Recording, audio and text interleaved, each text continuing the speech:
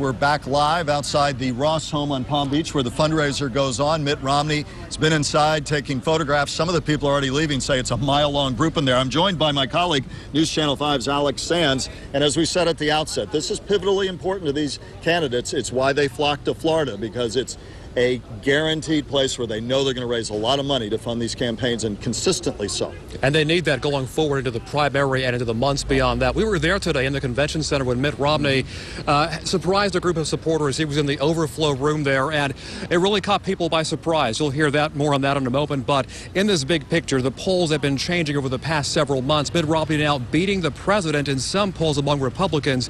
No surprise there, but with that creates some buzz. And with the buzz, of course, comes more money. A lot of it coming from places like this here in Palm Beach. In the growing crowd of supporters, the former would-be Michigan Congressman Hap Harrington. George Romney, Mitt's father. An old friend with decades-old ties to Mitt Romney's father. I've been a laborer in the Republican vineyard since 46. I was in Iowa, as you know, just a few days ago. In high-stakes campaigns, every dollar counts, and by tonight, in South Florida alone, Mitt Romney may have raised another $1 million. He's raised twice that statewide already. The most contributions coming from the Palm Beaches. He's raised more than $500,000 there, more than the president, more than his nearest challenger. Yes, they've stumped here before, Bachmann, Kaine, Gingrich, but no one's come close. Where's the money coming from?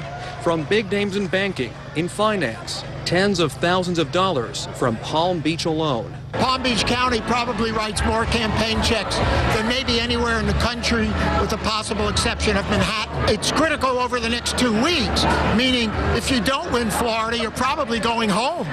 Mitt Romney has historic wins heading into Florida's primary. I ran for rep at that time, and then I was a Republican nominee for Congress. At the convention center, Hap Harrington had a chance in counting. How old are you now? 85. 85.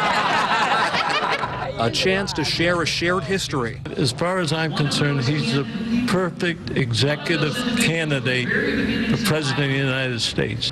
A sign of growing support in a region a frontrunner can't win without. The final numbers are still coming into us this week, but the Romney campaign says they've raised some $24 million plus in the final months of 2011.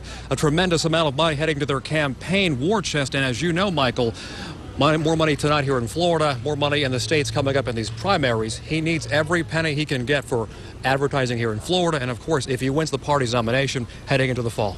Now, this is what they call a retail state. It takes a lot of money to campaign effectively. You have to blanket the airwaves. It's very expensive. Why he's here today, and I know we'll be talking to some of the people coming out of the fundraiser. Right. Thank you for your report, Alex. Sure thing.